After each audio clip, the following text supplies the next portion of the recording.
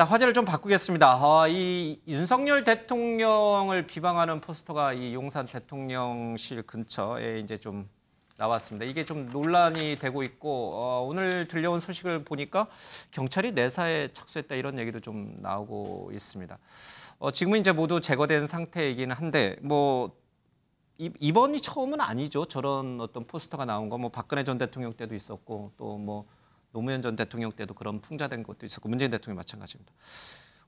어떻게 보셨어요? 예, 이게 뭐 지금 대통령의 낮은 지지율과 연관이 있다고 보세요? 그러니까 뭐 좀 낮은 지지율보다도 예. 이제 아직도 우리 사회가 이게 진영 대계에서 벗어나지 못했다. 그리고 예. 대선의 연장전 그러니까 심리적 불복이 계속 진행되고 있구나 하는 생각이 들었습니다. 그러니까 예. 저는 제가 보기에 사실 우리가 뭐 유교 시대 우리 왕조 사회에서도 예. 풍자는 서민의 특권이었습니다. 풍자와 해학은 예. 어떤 정권 권력에 대해서 좀 자신들의 마음을 드러내는 그런 과정이었는데 저는 뭐 저것이 예술의 자유에서는 표현의 자유라고 이렇게 예. 영역에서는 표현의 자유라고 얘기할 수 있으나 그러나 저는 그렇습니다. 예술이라는 게 보는 사람들이 그것으로 인해서 어떤 다른 생각을 갖거나 혹은 거기에 대해서 조금 더 하나의 그 생각을 더 갖게 하는 예, 그런 게 예술인데 저렇게 능멸하거나 저렇게 아주 대놓고 조롱하는 그리고 아주 저급한 저런 예. 것들이 과연 예술의 영역이라고 할 수 있을까? 그러니까 저렇게 해서 정치적인 어떤 그런 분노를 배설한다 그러면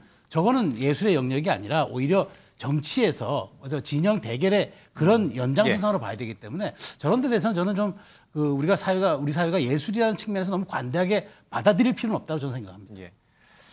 김현우 의원님, 사실 이제 저희가 방송 화면이라 이제 이렇게 좀 모자이크 처리를 했습니다만은 굉장히 민망한 모습이에요, 그렇죠? 이제 윤석열 대통령이 이제 옛날 왕이 입고 있던 골룡포를 이렇게 앞섭을 이렇게 풀어헤친 모습이고 여기다 만대로 낙사하세요 이런 식의 이제 문구인데 보기에도 민망하고 말하기에도 민망한 상황인데 문제는 이제 저 포스터를 그렸던 작가가 예전에 박근혜 전 대통령도 비슷하게 이제 풍자를 했어요. 근데 그때 제가 알기로는 법원 판결을 받았는데 다 무죄 판결을 났어요. 그러니까 예술의 어떤 자유, 예술의 창작성을 법원이 인정해 준 거겠죠. 그럼 이건 역시 뭐 경찰이 내사한다 한들 나중에 법원에 가면 다시 또 그렇게 무죄 판결을 되는 거 아닌가? 근데 저는 좀 생각이 다른데요. 예. 만약에 이제 이게 서로 다른 사람이 양 대통령을 그렇게 비방한 포스터를 그린 거였다고 하면은 저는 뭐 같은 사례를 적용할 수 있을 거라고 보여지는데 동일인이 이제 이렇게 반복적으로 했을 경우 또 지금 보면은 공교롭게도 이분은 민주당 대통령일 때는 이제 이런 그림을 그리지 않고 지금 이제 민주당과 상대당인 당의 대통령이 나왔을 때 이런 그림을 그리지 않았습니까? 저는 굉장히 다른 정치적 의도가 있다고 해석이 될 수 있다고 생각이 됩니다. 특히 이제 이게 2번, 3번 반복되면은요. 그리고 우리가 외설과 예술의 경계도 사실은 모호한데 이제 그것을 받아들이는 이제 국민들이나 그 예술 작품을 보는 사람들이 어떤 감정을 느끼느냐하고 관계가 있다고 보여지는데요. 이번 사건은 그 두 가지를 다 고려했을 때 저는 과거처럼 그렇게 무죄만 받을 수 있는 사항으로는 치부되기 어렵다. 그런 측면을 좀 강조하고 싶습니다. 저 좀 다르게. 그게 박근혜 정부건, 문재인 정부건, 윤석열 정부건 어떤 정부에서든 시민의 표현의 자유라고 하는 것은 저는 최대 보장되는 것이 맞다라는 것이 기본적인 생각입니다. 그게 바람직한 방향이고요. 특히 양심과 신념에 따라서 활동하는 창작 활동이라면 더더욱 그렇다고 저는 보는 거예요. 그런 의미에서 윤석열 대통령을 뭐 조롱하는 취지의 포스터라고 했지만 이거 거기에 분명히 써 있잖아요. 마음껏 낙서하세요. 그리고 곧 수고합니다. 뭐 이런 얘기까지 있어요. 이런 속에서 특히 윤석열 정부가 얼마나 이 자유, 표현의 자유를 정말 강조하는 또 정권입니까? 그런 측면에서 좀 볼 필요가 있겠고 섣불리 정치적 잣대를 들이대는 것은 저는 바람직스럽지 않다 이런 생각이고요. 하나만 덧붙이면요. 자, 불법 뭐 5개 광고물로 뭐 위반 혐의를 적용하든 뭐 또 뭐 쓰레기 투척죄 경범죄를 적용하든 좋습니다. 경찰 과학수사대까지 출동했어요. 저는 이런 태도 굉장히 볼썽사나운 행태입니다. 지금 용산으로 대통령실이 이전하면서 가뜩이나 뭐 경호, 보안 인력들이 엄청나게 필요한 상황이에요.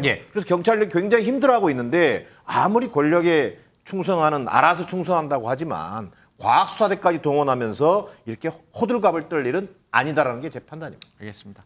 저도 한마디 좀 할게요. 저는 저런 행위에 대해서 동의하지 않고요. 예.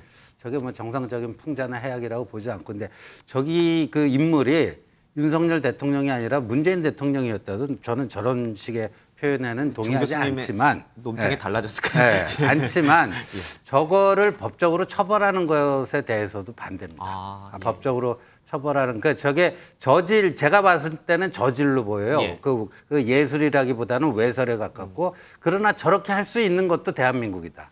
저런 것도 용인해 주는 것이 대한민국이다. 이렇게 생각을 하고요. 문재인 정부 때 이런 게 있었어요. 당국대 천안 캠퍼스예요. 20대 청년이 가갖고 거기 그 게시판에다 대자보를 붙였는데, 문재인 대통령이 시진핑에게 이거 굴종적인 4대 외교를 하고 있다, 뭐 그 그림을 그렸는데, 경찰에서 그걸 과잉 수사를 해갖고 처벌을 나중에 뭘로 기소를 하냐면요, 건조물 침입죄로 합니다. 그래서 오픈된 대학 캠퍼스에 예. 그 대학 학생도 아닌 사람이 거기 들어가고 그거 붙였다고 건조물 침입죄로 그걸 기소를 했는데, 예. 최근에 이제 무죄가 확정이 됐어요. 그것도 이제 경찰의 과잉 수사였듯이, 뭐 저는 저거에 절대 동의할 수는 없지만 법적으로 처벌해주면 괜히 저 사람만 커져요. 알겠습니다.